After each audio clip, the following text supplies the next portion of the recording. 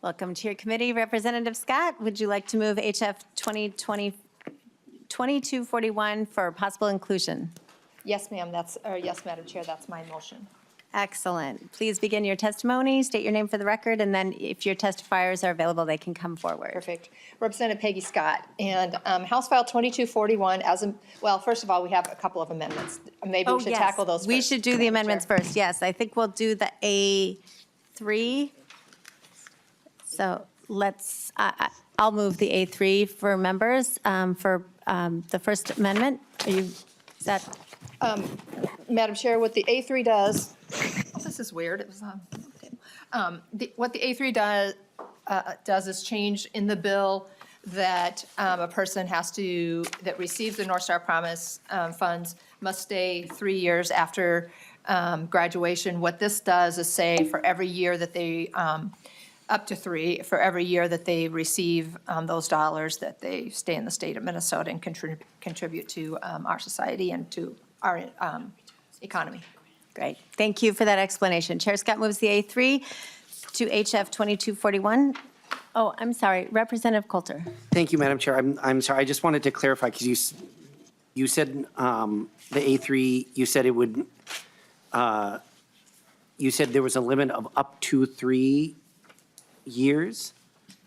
Yeah, it sounded like you said something that I don't read in the language, and I just want to make sure I understand what the amendment does. Because, the language of the amendment, duration of the residency requirement must be equal to the total duration of all academic terms, but it doesn't have that kind of limit. Madam Chair? Representative Scott. Thank you. You are right, Representative Coulter, and I was thinking of the 3 years in the original bill. So, yeah, this is for every year that they receive it. Okay, thank you. I just wanted to make sure I understood what we were doing. Yes. And Madam Chair, maybe I should have put up to 3 years. But Well, it's being laid over for possible inclusion, so if you want to entertain a further amendment down the road, we can take a look at that. But for now, we'll go with the A3 as written. Madam Chair. Vice Chair, or I'm sorry, Co-Chair Wogamat.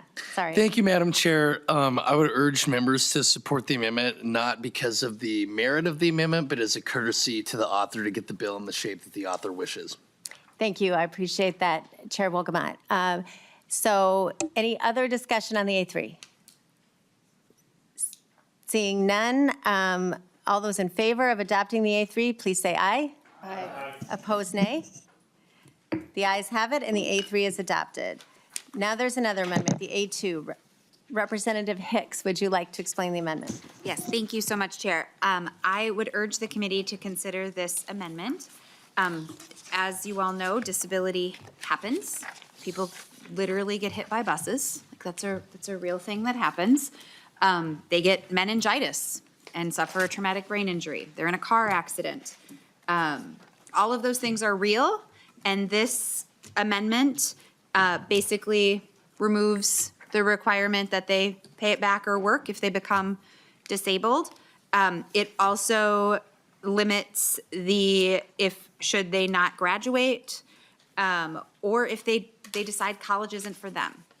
I talk to a lot of people, a lot of young people who try school. They give it a shot. They try for a semester, and then they decide that that's maybe not for them.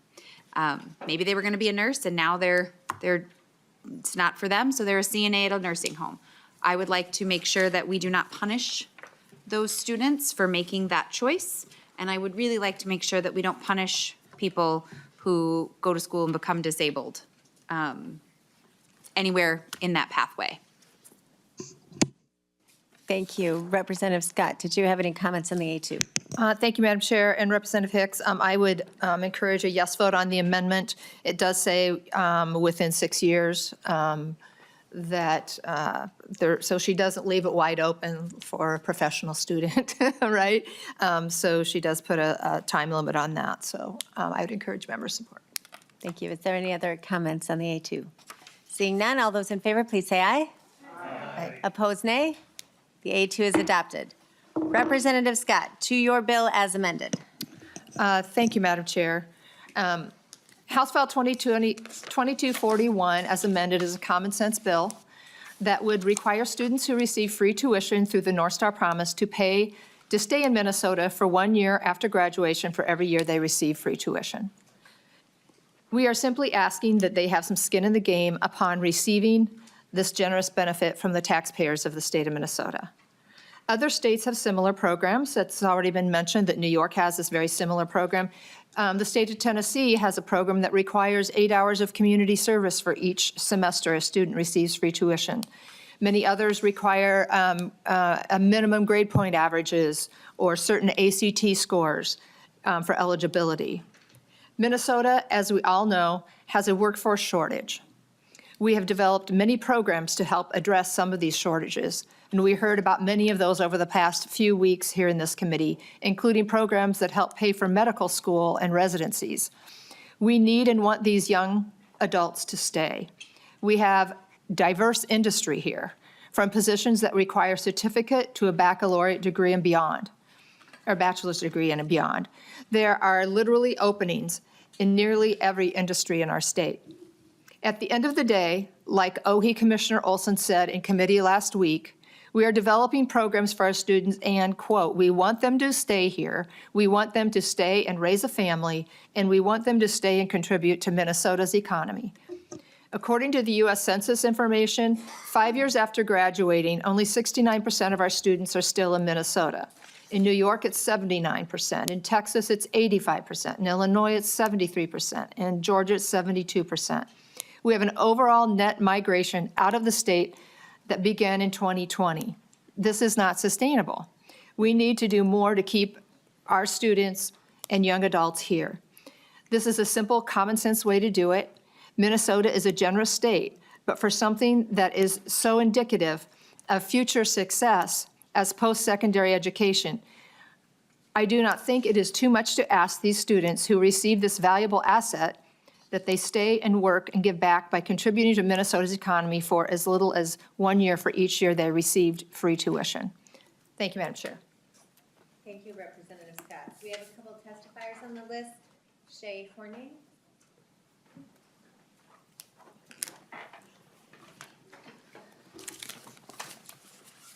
Welcome to the committee. Please state your name and begin your testimony. Good afternoon, Madam Chair, members of the committee. My name is Shay Horning, and I am a junior at the University of Minnesota Twin Cities. I study political science, and I serve as the Director of State Government Affairs for the undergraduate student government on campus.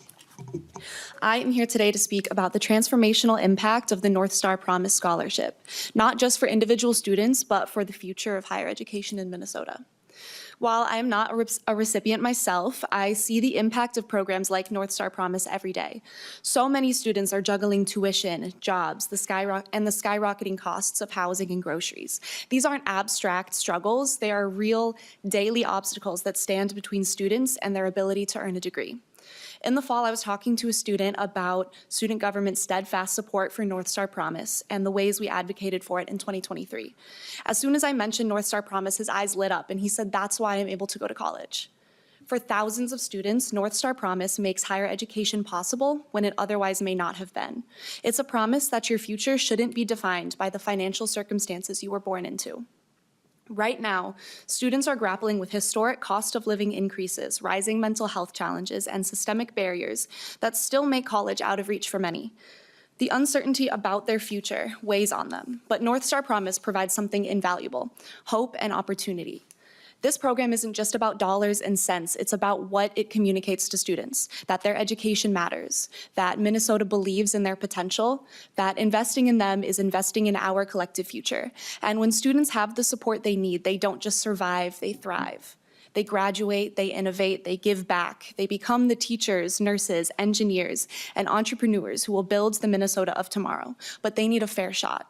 That is why I strongly urge you to reject HF2634 and HF2241. These bills impose unnecessary and unenforceable restrictions on the North Star Promise program. They would complicate a program designed to remove barriers, creating more roadblocks for the very students it was meant to help. We don't impose these kinds of residency requirements on the state grant program or workforce scholarships because they're impractical and impossible to enforce. North Star Promise should be no different. Adding red tape only undermines its purpose and limits opportunities for students in need. Thank you for believing in Minnesota students and the power of higher education to transform lives. I urge you to keep North Star Promise strong and accessible for all who need it. Thank you. Good testimony.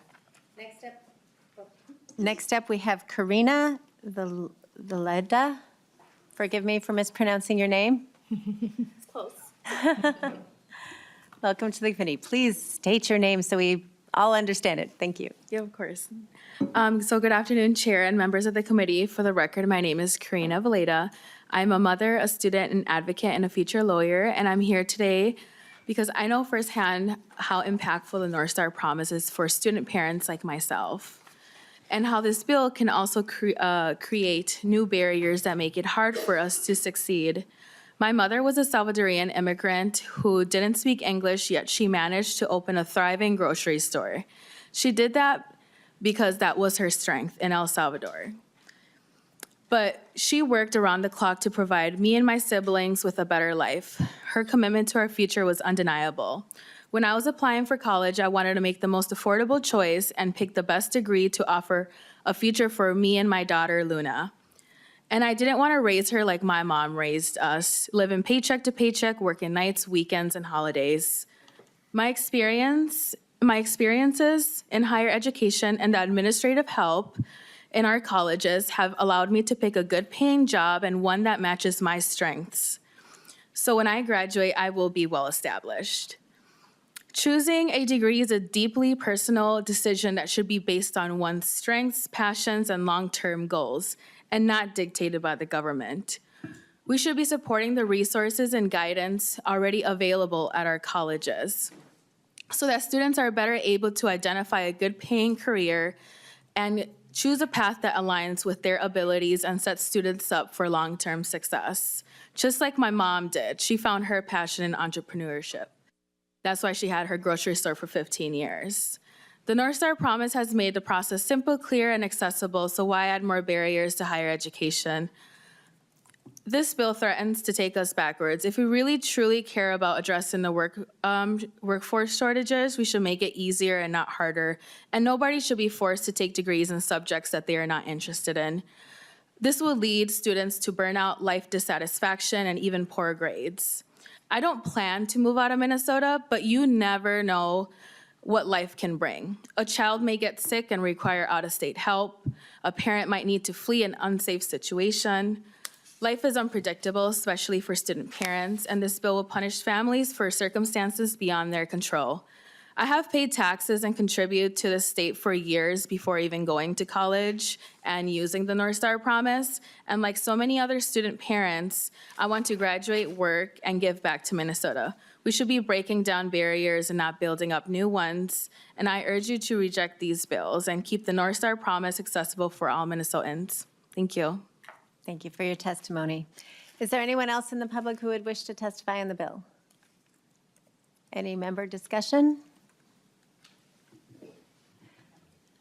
Yes, Chair Liebling and then Representative Botany. Yeah, thank you. Thank you, Chair Scott. It's been mentioned a few times today, this issue about the state grant. I think too, obviously in this committee, we learned that we do a lot of state investment into our state colleges and universities. And so when a student goes to those schools, obviously they're also getting a lot of state support. I had that myself when I went to the University of Minnesota years ago. I wouldn't have been able to go to college myself had the taxpayers of Minnesota not supported those efforts. So my question to you is, how do you answer this question that's been asked a number of times by people here today? If we're going to condition North Star Promise the way it's been proposed in your bill and Representative Bakeberg's bill, why don't we do that to the state grant? And why don't we do that to students who are going to our public colleges and universities because they also are benefiting from state tax dollars? So I just wonder how you would answer that.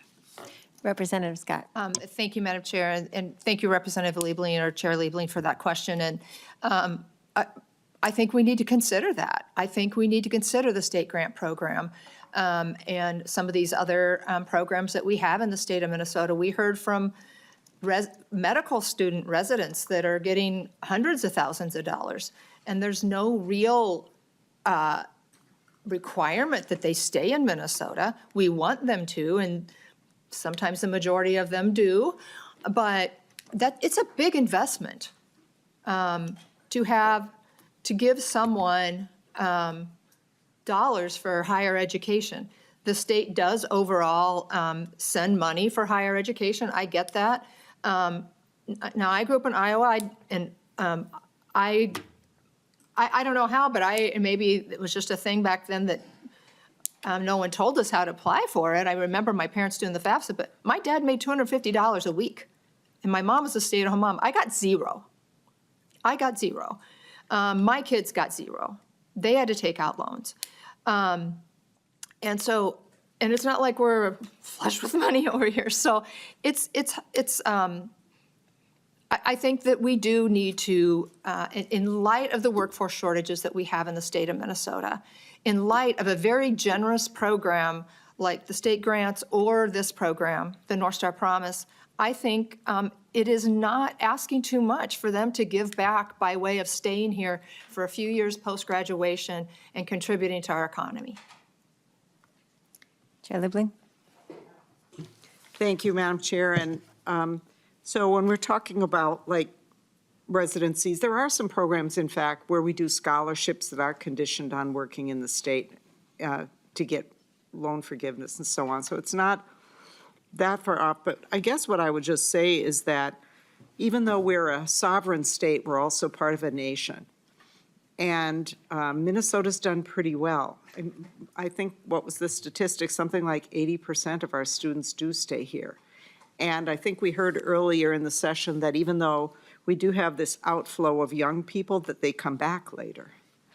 So I think it's, and too, one of my colleagues here reminded me that not only are we benefiting students by investing in our public colleges, but in all of our institutions that have nonprofit status. As we know, what that means is tax exempt status. So in a very real way, the taxpayers are also supporting those institutions. So I appreciate where you want to go. I just think it's a really awkward and difficult thing to do, because where do you draw the line? I mean, we are putting a lot of money into the state grant. We've been doing that for many, many years. And we don't ask for this kind of direct payback from students. And in this other investment that we do in nonprofits and supporting institutions, we don't ask for a direct payback from students. And yet, I think that the evidence shows that Minnesota gets a tremendous amount of return. But it's not something you can just quantify very easily. That's probably the problem. But so I think that doing this, I think the bill is problematic, but I certainly don't fault you for the concern. I just think that operationalizing this in a way that makes it fair is really kind of beyond something that we can do. And frankly, for me, kind of something beyond what I would want to do, because I really think that, I think the North Star Promise program is showing a lot of promise and is really very successful. And while I recognize that we need to make sure that we're going to be able to fund the things that we want to fund, I don't think that this is really the way to go. So thank you. Thank you. Chair Scott, did you have any comment? No, I really appreciate the discussion, and I put myself in these students' shoes, and if someone gave me free tuition, I would gladly sign a document saying, I'll stay here for every year that I get money from the taxpayers of Minnesota. I would gladly sign that. Great. Chair Novotny. Thank you. I just have one suggestion that I'd like to see, just for clarification. There are some abilities for the commissioner to make a waiver of the fees, but I'd like to see something for someone that's in the Guard or the reserves if they're on a military deployment, or, they could have easily been going through school and they would get called up for a deployment where they would be gone or out of state for multiple years. So I'd just like to see that cleaned up in an amendment if it comes back. Right. Chair Scott. Thank you, Madam Chair, and I think that's a really good suggestion. I do want to point out in the bill, I forget which line it is, but here it is on 3.3. The commissioner can make exceptions to the payback for circumstances involving extreme hardship. Now, that wouldn't necessarily be extreme hardship, but I do think if you get called away for for something such as the Guard or military duty, then that's a whole different thing. And I think that's something that could be written into the bill, or that could fall under some of the discretion that would be given to the commissioner. Thank you. Representative Hansen. Thank you, Chair. And my comment, Chair Scott, are along the same lines as Chair Novotny's and Chair Liebling's in regards to what does hardship mean? It's really where I was going to go with this. You know, if I have to go out of state to take care of an elderly or injured family member, you know, and I have to get a job there. If there aren't any jobs that I get my degree in Minnesota, if it's a really, really competitive market, and to feed my children, I need to go out of state to get a job in my degree field and where I'm knowledgeable. So I do think expanding upon what does extreme hardship mean there, and you know, as somebody who also grew up in poverty and had, you know, really no family to help me with college, I just want to say I understand that, like, we would probably do something if we were offered that case. But just because we suffered something does not mean that we should allow other folks to. I think the point of suffering is for us to help prevent more of it. And so I would not want to, you know, force this on a lot of the folks who are going through it, because again, this is targeted at North Star Promise, which only affects folks who went through what we've kind of grown up with families like ours, as opposed to everybody who might have been more privileged. And so I agree with the premise that, you know, if North Star Promise kids got to stay here, then I think it's fair to say anybody receiving any kind of state funding or anything at all would have to, which essentially would mean every single person who comes to Minnesota for college would need to stay right here in Minnesota. And so I think that's kind of like a hard line, and I do think we need to grapple with that a little bit, so. Chair Scott, briefly, and then we have Representative Coulter, and then we have to move on. So I will just say, I learned an awful lot by having to pay my own way, and I don't know that that's suffering. I think there are a lot of lessons in life, and so we can agree to disagree on the perspective on that. But I wanted to bring this bill for discussion. I think it's a really good discussion point. This is a very generous program, and so with that, I will. well, we have two more. Oh, we have two more people I'm who sorry. want to comment, so let's try to keep it tight. Representative Coulter. Thank you, Madam Chair. I will do my best. And I almost asked about this when I asked about the amendment before, but I didn't want to, believe it or not, I did not want to delay things. But you said several times that the duration of the residency requirement refers to years, but the language of the amendment refers to academic terms. And that's, I guess my assumption is that would be either like a semester or a summer term or something like that. And I guess where I'm going with that is that, to my knowledge, and I'm far from an expert, there is no standard length of academic term in state law. So what we could be looking at then is different residency requirements based on someone going to a different college. And so I think that makes it, that would sort of add to the barriers, sort of the difficulty in kind of enforcing this in a real way, because then it would depend, I mean, you'd have to get that kind of information and follow students and make sure that a student who goes to Mankato State is staying for X number of days, and a student who goes to the University of Minnesota is staying for X number of days. So I think it's a little bit challenging of a thing to get at. But my question really is, there's this employment requirement, and it doesn't specify sort of, the how often, or I'm trying to think of the right word, and I can't right now.